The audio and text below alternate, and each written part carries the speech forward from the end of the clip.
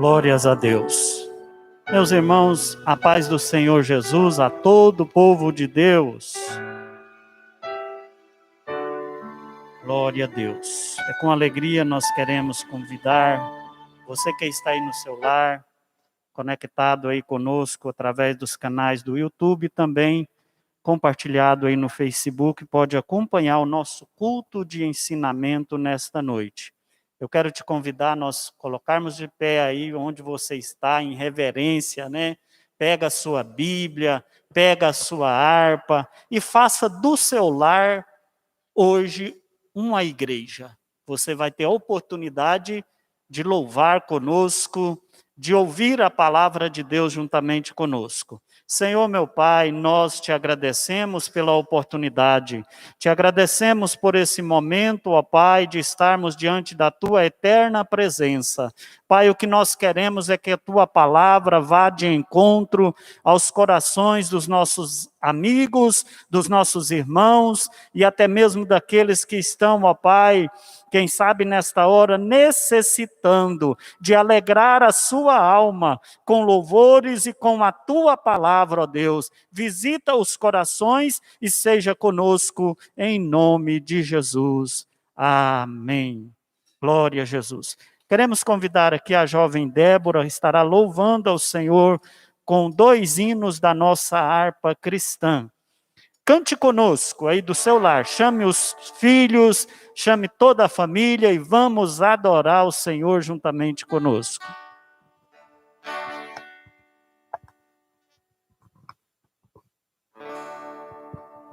Cumprimento os irmãos com a paz do Senhor.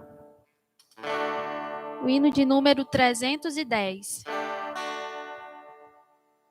Jesus é o Redentor que veio nos salvar do mundo de horror, das ondas deste mar. A todo o que crê, vitória lhe dará, também real poder, que gozo lhe trará. Avante eu vou, para entrar no céu na divina mansão. Tenho gozo muito profundo, Jesus no coração. Não olhando para o mundo, avante eu vou. Jesus, meu Salvador, ao céu me levará, e do destruidor o corpo esmagará. Ao caro Redentor, fiel aqui serei, a ele com fervor somente seguirei. Avante eu vou,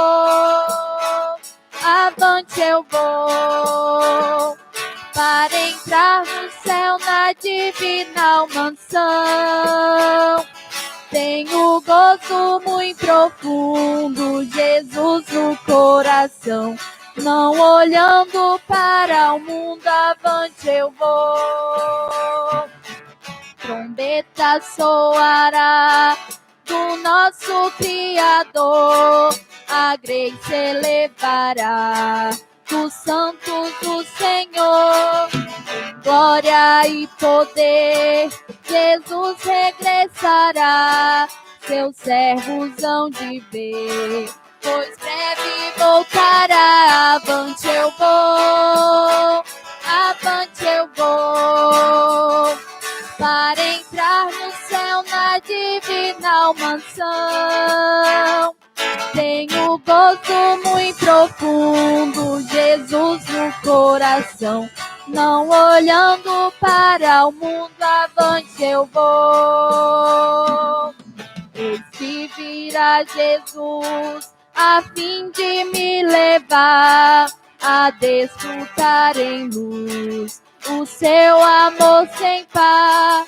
Abraão, Isaque e Jó, ali no céu verei, ao lado de Jacó, com ele cearei. Avante eu vou, para entrar no céu na divina mansão.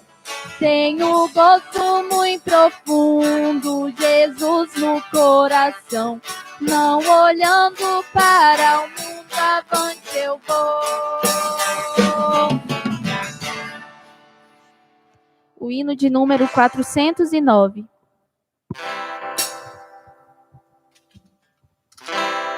Trabalhadores do Evangelho, em breve ceifareis.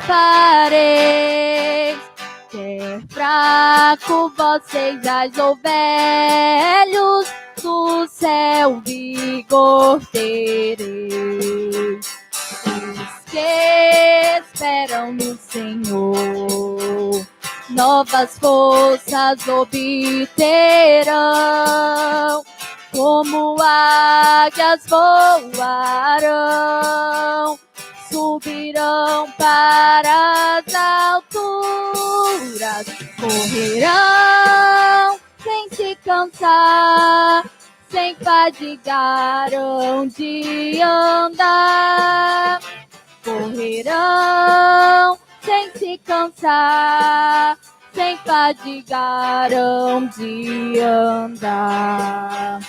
Correrão sem se cansar, até no céu chegar.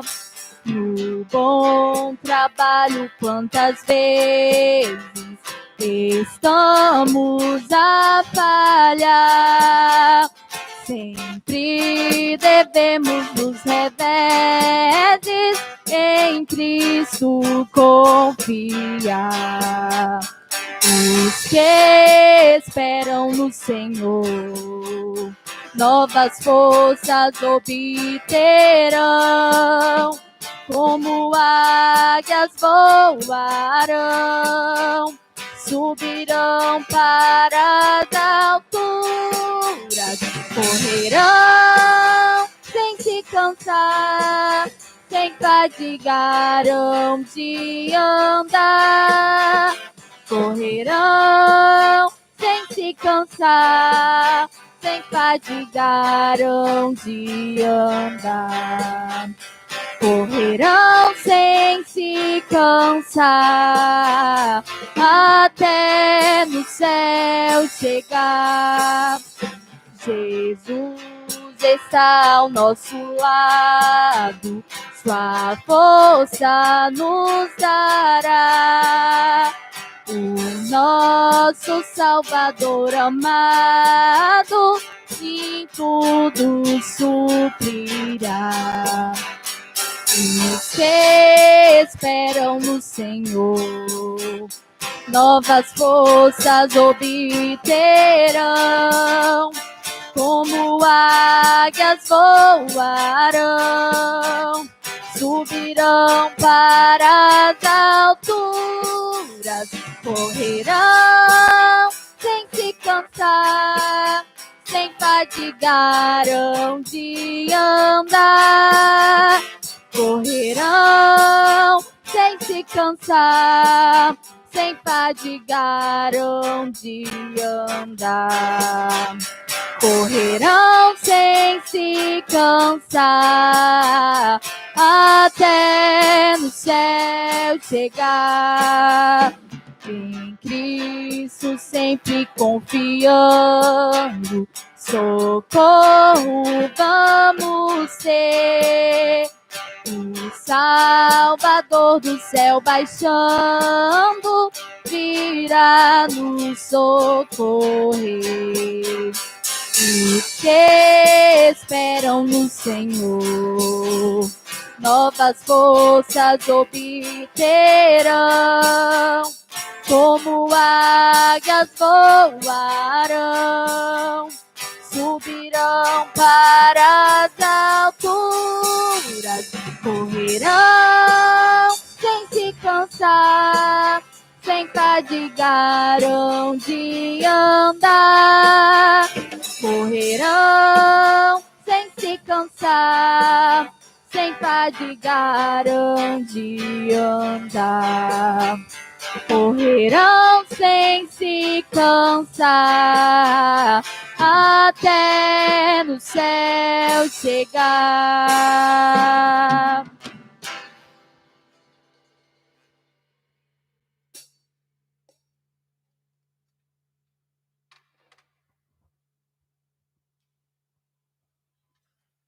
Glória a Jesus. Louvamos a Deus com esses dois hinos da nossa harpa cristã. Trabalhadores do Evangelho. Todos nós possamos aprender a trabalhar para o Evangelho do nosso Senhor e Salvador Jesus Cristo.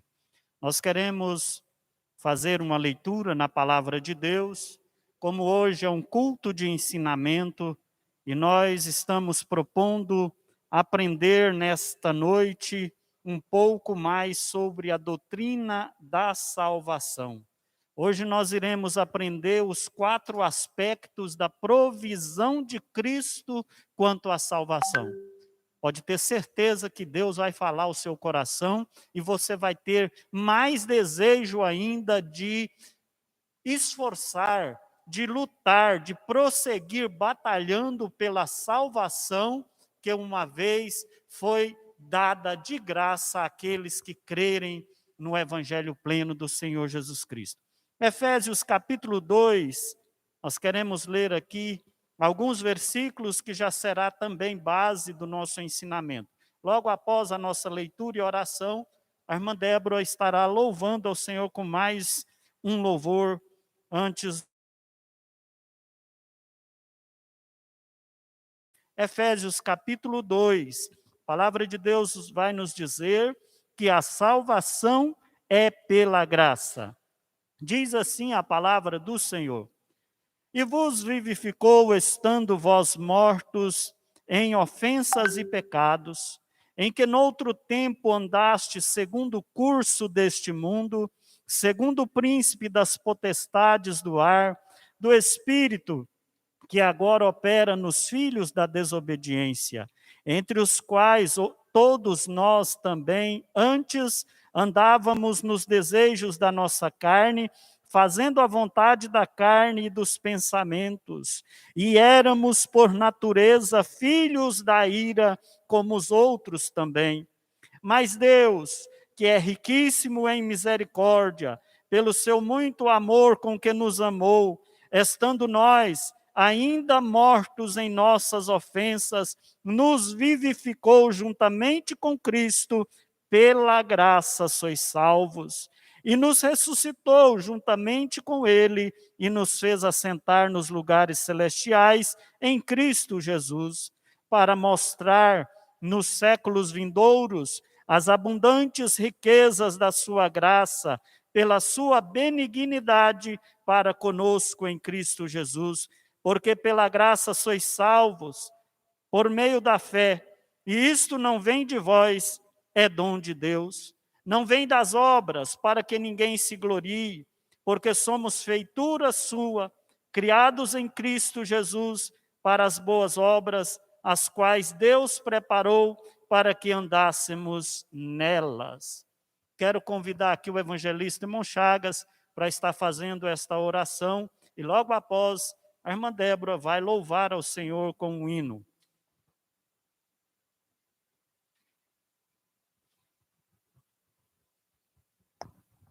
Salve a igreja com a paz do Senhor.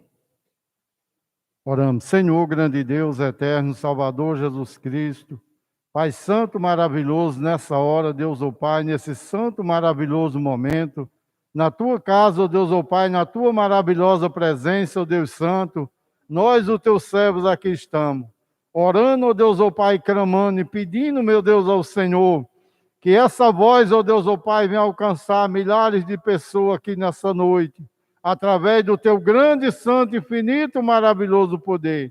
Envia, meu Deus, o socorro dos altos céus para nossas vidas. Amém.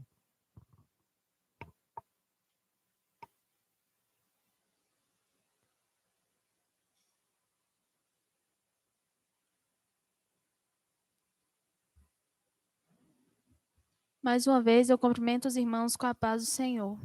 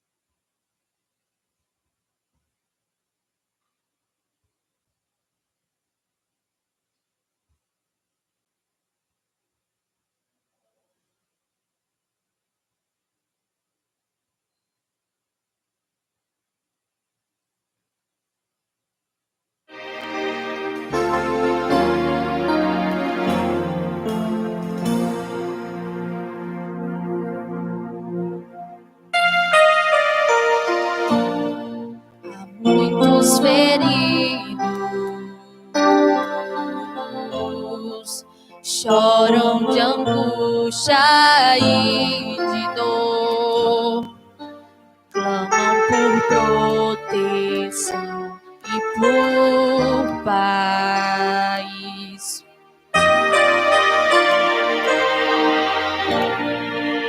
Amigos que sofrem, sua necessidade atende hoje. Não deixe um soldado ferido morrer.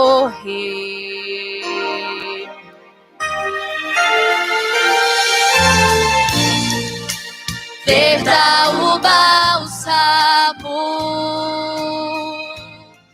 e a ferida sarará. Protege-o com teu manto de amor.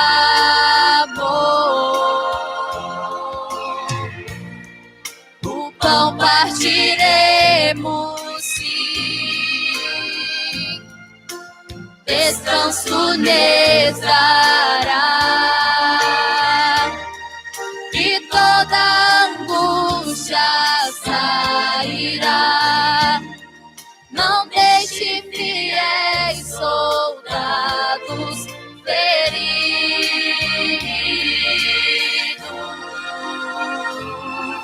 morrer.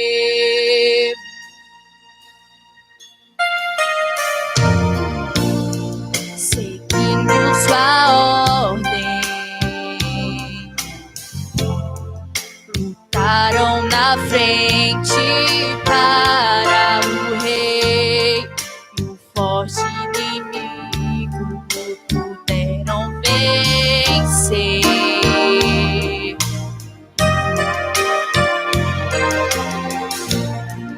Mas por esse esforço,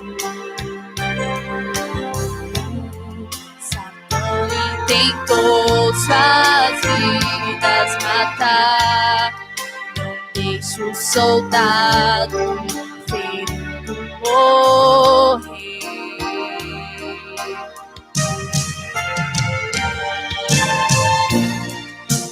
Verda o bálsamo e a ferida sarará. Protege-o com teu manto de amor.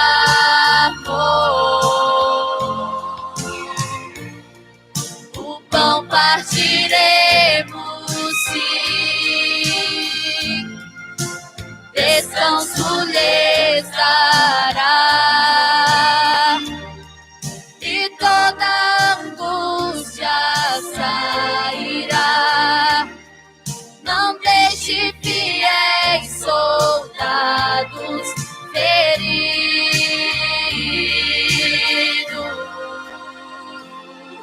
morrer.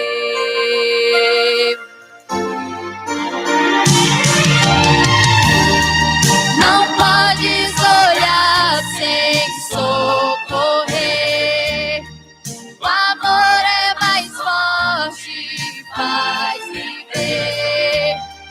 Não podes deixar um soldado ferido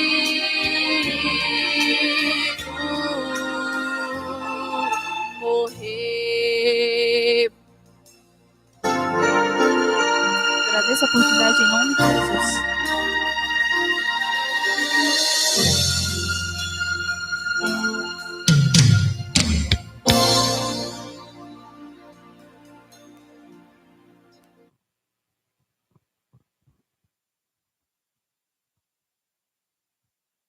Glória a Jesus. Glórias a Deus. Meus amados, nós queremos neste momento estudar um pouquinho a palavra do Senhor, e como já anunciamos aqui sobre o tema que nós escolhemos para meditar nesta noite, eu queria reler apenas um versículo no livro de Efésios, capítulo 2, é o versículo de número 3 para a nossa meditação, e eu quero que você Fique centrado aí juntamente conosco, com a palavra de Deus em mãos, que nós iremos aprender algo maravilhoso nesta noite. O versículo 3 do capítulo 2 de Efésios vai dizer: entre os quais todos nós também antes andávamos nos desejos da nossa carne, fazendo a vontade da carne e dos pensamentos, e éramos por natureza filhos da ira, como os outros também. Meus amados, como nós estamos estudando uma série de terças-feiras, começamos na última terça-feira a primeira série, sobre esse tema salvação, e hoje queremos avançar um pouquinho mais, falando dos 4 aspectos da provisão de Cristo quanto à salvação. É interessante entendermos a salvação pelo seguinte prisma. A salvação envolve, de certa forma, um ministério público de Cristo muito grande, essa dimensão do ministério de Cristo nesta terra. Tem um certo homem que calculou que se os 3 anos e meio desse ministério terreno, público de Jesus aqui na terra, tivesse sido totalmente registrado, como foram os 3 dias antecedente à morte e ressurreição do nosso Senhor Jesus Cristo, se tivesse dado a mesma ênfase em termos de registros, segundo esse moço, os seus cálculos é que a Bíblia teria que ter pelo menos mais 8.400 páginas. Ou seja, pela grandeza desse ministério de Jesus Cristo aqui na terra, nos seus apenas 3 anos e meio de ministério público, ele ensinou grandiosas lições. Mas nós iremos nesta noite estudar estes 2 principais eventos, do qual nós queremos encará-lo como a provisão de Cristo para a salvação do mundo, considerando 4 aspectos diferentes da salvação. O primeiro deles, substituição. O segundo, ressurreição. O terceiro, reconciliação. O quarto, redenção. E para cada um desses eventos, nós vamos encará-los como a provisão de Cristo utilizando esses 4 eventos. Primeiro, a substituição. Nós vamos falar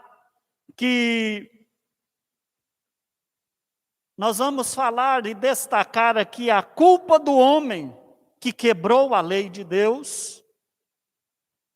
E aí houve a necessidade de uma substituição, e esse substituto veio o nosso Senhor Jesus Cristo para recuperar a quebra da lei de Deus cometida pelo homem.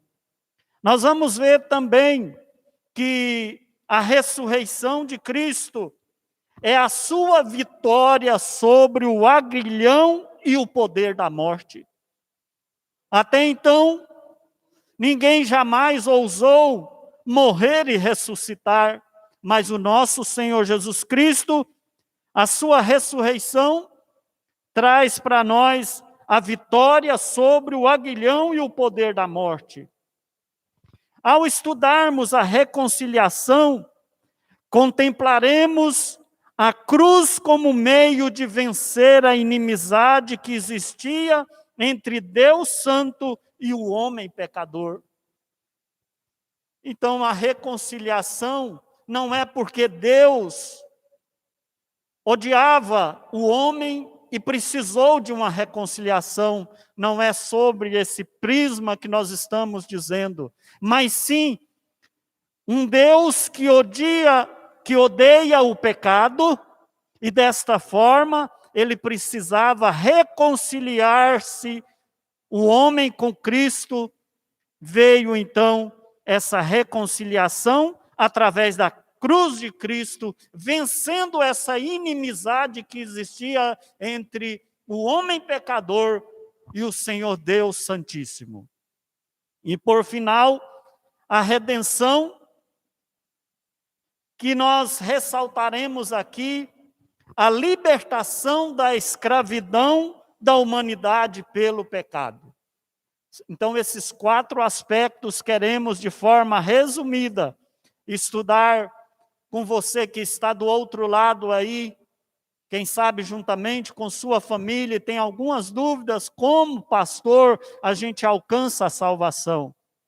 A Bíblia não deixa dúvida alguma quanto à existência de Deus para a salvação, que é perfeita retidão. Deus nunca reduziu seu padrão e nunca o fará. Deus não facilita a salvação de modo a tolerar o erro ou o pecado. Além disso, sabemos também que de modo nenhum o homem que pecar, ele pecando, ele está condenado à morte. Agora, Cristo nos resgatou da maldição da lei, fazendo-se maldição por nós. Entende isso? Cristo resgatou-nos da maldição da lei.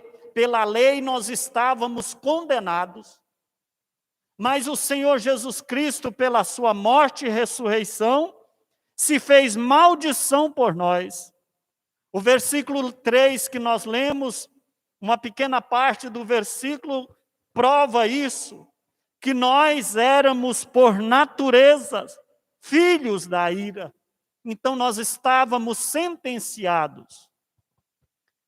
Nós vamos ver que o homem, essa substituição oferecida pelo nosso Senhor Jesus Cristo, é por causa dessa penalidade da culpa do homem.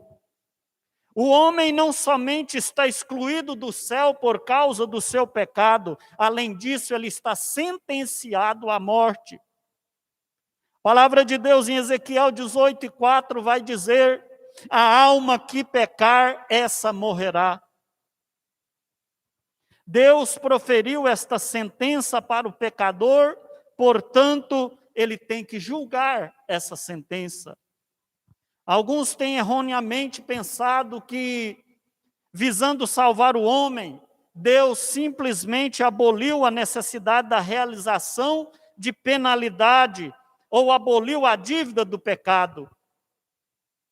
Deus não simplesmente apagou a dívida. Presta atenção nisso, meus irmãos, meus amados amigos.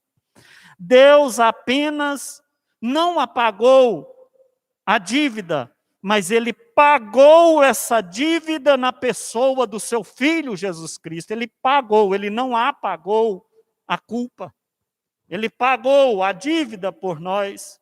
Entende isso? Nenhum favor da graça divina poderia ter lugar até que a dívida de toda a transgressão humana do pecado fosse totalmente paga. Deus não poderia contemplar o pecado em grau algum de tolerância. Mesmo assim, Ele amava a humanidade. E Ele queria que todos os homens, Ele quer que todos os homens tenham a oportunidade de salvação. A Bíblia diz que aqueles que não conheceu o pecado, aquele que não conheceu o pecado, Ele, o Pai, o fez Cristo, pecado por nós, para que nós, nele, fôssemos feitos justiça de Deus, 2 Coríntios 5:21. Então não quer dizer isto que Cristo tornou-se pecador, mas sim, tomou sobre si a plena responsabilidade pelos nossos pecados. Esse é o Senhor Jesus Cristo que você serve. Assim também, Cristo tendo se oferecido uma vez para sempre para tirar os pecados de muitos, lá em Hebreus 9, 28. Também Hebreus 2 e 9 vai dizer que Jesus, por causa do sofrimento, da morte, para que pela graça de Deus provasse a morte por todo homem. O Senhor, é bem verdade, o Senhor fez cair sobre si a iniquidade de todos nós. Mas aí o homem por si próprio, meu amado, minha amada, o homem por si próprio, ele é insuficiente para salvar-se. A morte vicária de Cristo satisfez as exigências da lei. Quanto à morte pelo pecado, havia, porém, uma segunda exigência que precisava ser cumprida para trazer o homem ao céu. Primeira exigência, a expiação de sangue pelos nossos pecados. Jesus fez isso. Segunda necessidade e exigência, a sua perfeita obediência à palavra de Deus.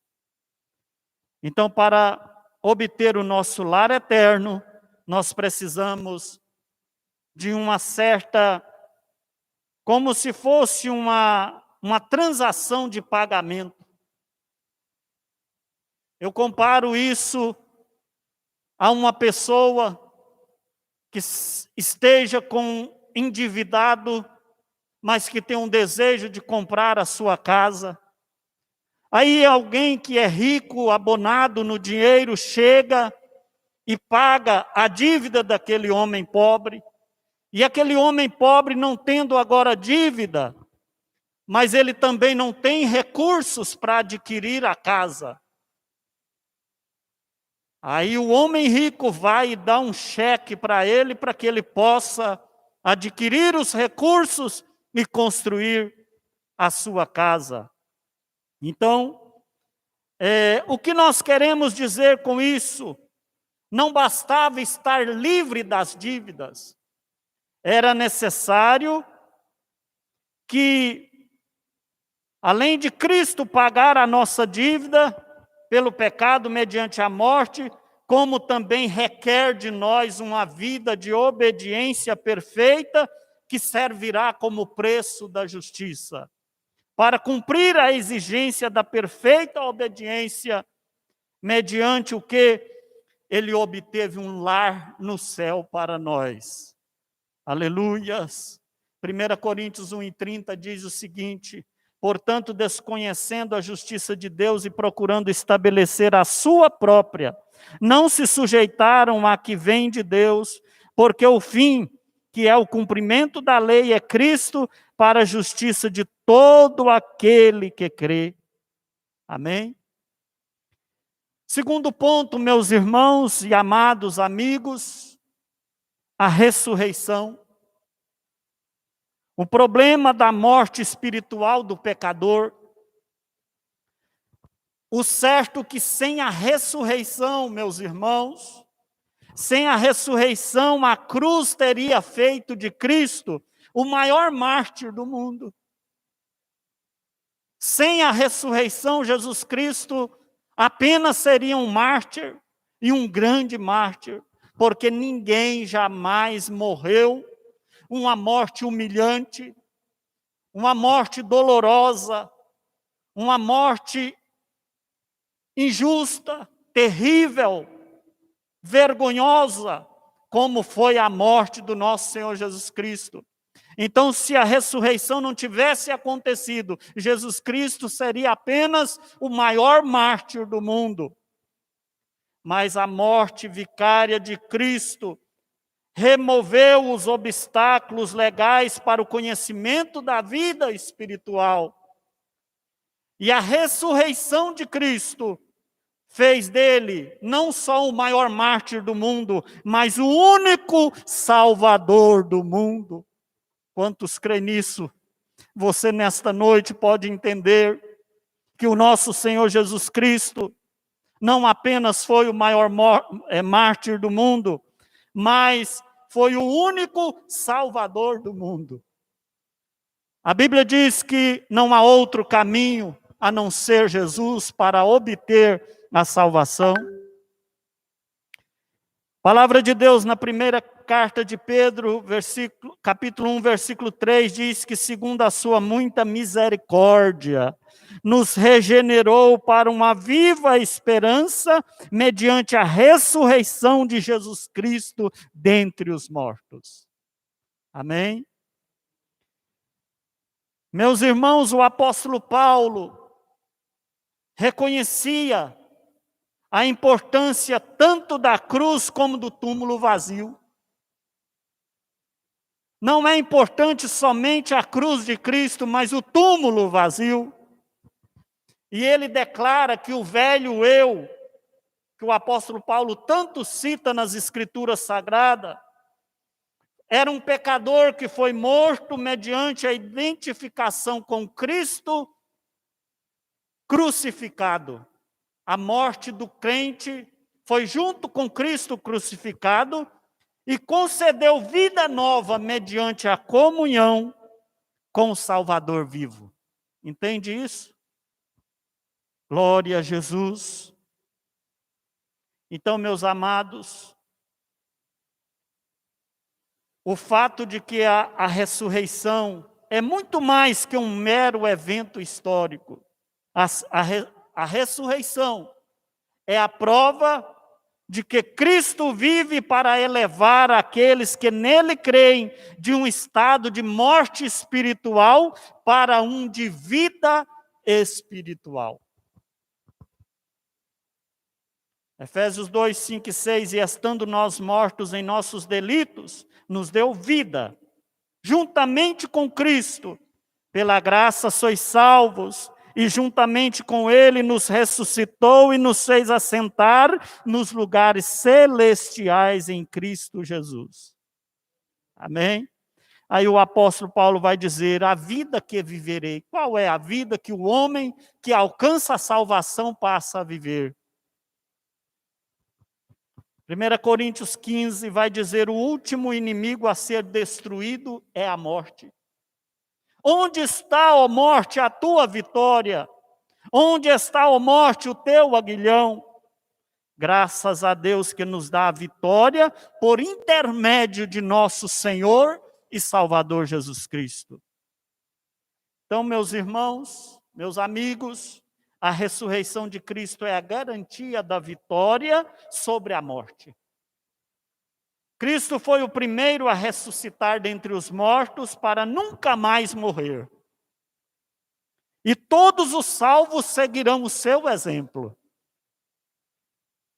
1 Coríntios 15, 20 vai dizer, mas de fato, Cristo ressuscitou dentre os mortos, sendo Ele as primícias dos que dormem. Ele foi primeiro, mas aqueles que já morreram em Cristo estão dormindo até o dia do arrebatamento da igreja, quando os salvos em corpos gloriosos subirão ao encontro dele nos ares. Que momento maravilhoso! Então, meus irmãos, a ressurreição de justos e dos ímpios são dois tipos de morte e dois tipos de vida. E vou explicar melhor para você entender. A morte física é a separação entre o corpo e o espírito. A morte física separa o corpo do espírito. Já a morte espiritual é a separação entre o espírito do homem e Deus. Essa é triste e lamentável. A morte espiritual separa o espírito do homem de Deus. De certa forma, parecendo um absurdo, um homem pode estar fisicamente vivo, embora esteja espiritualmente morto, em delitos e pecados. Infelizmente, essa é a realidade. Resumidamente, a morte física separa o corpo e espírito, a morte espiritual separa o espírito do homem de Deus. Meus amados, Jesus Cristo, no Evangelho de João, capítulo 11, versículo 25, ele vai dizer, Eu sou a ressurreição e a vida. Quem crer em mim, ainda que morra, viverá. E hoje nós estamos vivendo dias lamentáveis. A todo instante chega-se uma notícia de que alguém partiu para a eternidade acometida por esse vírus que mata de verdade. Mas aqui está um alento para aqueles que morrem em Cristo Jesus, que Ele é a ressurreição e a vida, e quem crê nele, ainda que morra, viverá espiritualmente para a glória do Senhor Jesus. Ao falar da eternidade do homem, é importante lembrar que toda alma existirá eternamente. A alma não deixa de existir. A diferença que existe, ou seja, tanto o crente fiel e santificado quanto o descrente morrem. Ambos são ressuscitados da morte física. Os crentes, no entanto, desfrutarão da vida eterna. Portanto, espiritualmente estão vivos com Cristo. Então, esta é a ressurreição para a vida, para o crente. O descrente será ressuscitado, mas somente para enfrentar o julgamento e a morte eterna ou a separação de Deus. Esta é a ressurreição para a condenação eterna. E nesta noite a palavra de Deus te alcança, meu amigo. Queira você porfiar por entrar pela porta certa que conduzirá aos mananciais celestes da salvação. O terceiro tópico, para nós irmos concluindo, reconciliação. A reconciliação iniciada. A razão fundamental em reconciliar o homem com Deus não era o ódio de Deus, como eu já citei aqui. Não era um ódio de Deus contra o homem, mas sim o pecado do homem. Desta forma, havia necessidade, então, agora de uma reconciliação.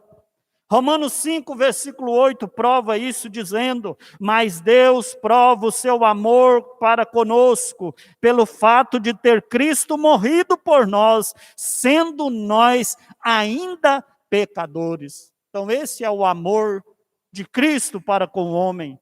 Romanos 5 e 10, se nós, quando inimigos, fomos reconciliados com Deus mediante a morte do seu Filho.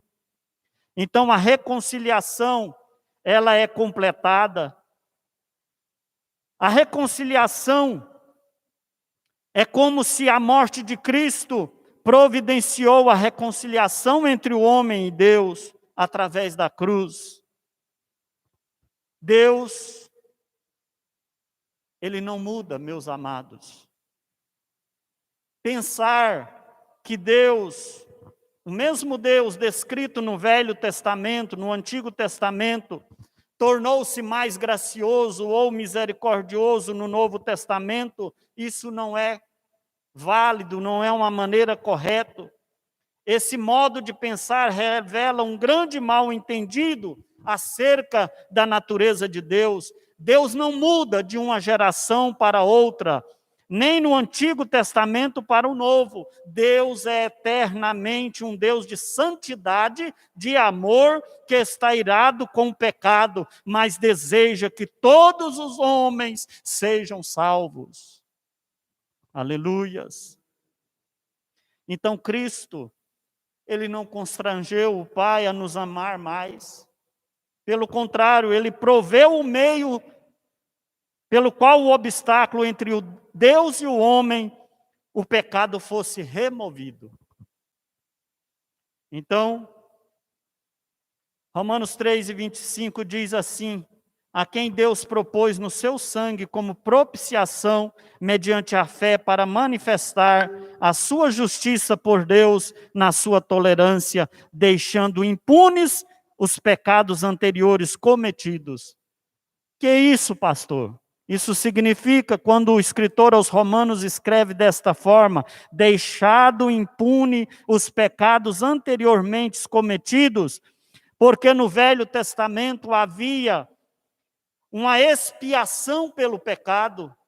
O homem que cometesse o pecado, ele iria levando até o tabernáculo um animal, e o seu sangue era derramado como expiação, lá no Velho Testamento. Mas isso foi de forma provisória. E agora, com o advento do nosso Senhor Jesus Cristo, não há mais a expiação, e sim a propiciação, que é a reconciliação do homem com Cristo, e ele se ofereceu uma vez por todas. Então, de fato, o nosso Deus, ele não muda. Ele sempre busca uma maneira de reconciliar o homem com Deus. E por último, a redenção. O que significa a redenção, pastor? A redenção é o problema da escravidão do pecador. Nós aprendemos um pouquinho aqui sobre a substituição, sobre a ressurreição, sobre a reconciliação. E agora a redenção envolve os três também. Porque este é o problema do homem como escravo do pecado, que ele é escravo do pecado e do poder das trevas. A redenção, então, é a resposta de Deus à escravidão do pecado do homem. Esse é o meio, essa é a válvula de escape. A base da redenção tem sua origem no conceito de resgate, de reaver mediante o pagamento de um preço de resgate. Como isso se explica? No Velho Testamento, por exemplo, se um homem ficasse muito endividado, correria o risco de perder sua herança, poderia ser terra, poderia ser até vendido como escravo. A sua única esperança seria algum parente pagar o preço da redenção. Assim ele ganharia a sua liberdade. Um exemplo do Antigo Testamento dessa palavra redenção, temos aquele lá escrito no Pentateuco, onde se um homem tivesse um boi, e esse boi fosse um boi bravo, embora o seu proprietário conhecesse a fama daquele boi e não prendesse aquele animal, e aquele animal viesse a machucar alguém, pela lei, aquele homem seria morto, o dono seria morto, a não ser que houvesse um resgate daquela culpa, daquele erro, para que aquele homem não fosse morto. Então, o conceito central da redenção é libertar alguém pagando o preço do seu resgate. Entende isso? Isso meu Jesus fez. Já a redenção no Novo Testamento é uma redenção em termos de compra de um escravo no mercado de escravos. Então nós vamos entender que Jesus Cristo veio agora no Novo Testamento, pagou esse preço de resgate das nossas almas. Não somos mais escravos no mercado, somos livres do pecado, da escravidão, mediante a obediência à palavra de Deus. Porque o primeiro requisito já foi cumprido. Jesus não só apagou, mas ele pagou a dívida por nós. Então, substituição é um sacrifício do ponto de vista da lei. Naquela época, um animal morria substituindo o pecado do homem. Hoje, a reconciliação é o sacrifício do ponto de vista de Deus enviando o seu Filho Jesus. E para encerrar, meus irmãos, todo crente vive no meio de uma batalha espiritual. Tanto os poderes da luz quanto os poderes das trevas querem a sua lealdade. Essa é uma verdade. O crente precisa batalhar sempre pela lealdade para ele alcançar a salvação em Cristo Jesus. Colossenses 1:3 diz: o qual nos tirou da potestade das trevas e nos transportou para o reino do Filho do seu amor, em que temos a redenção pelo seu sangue.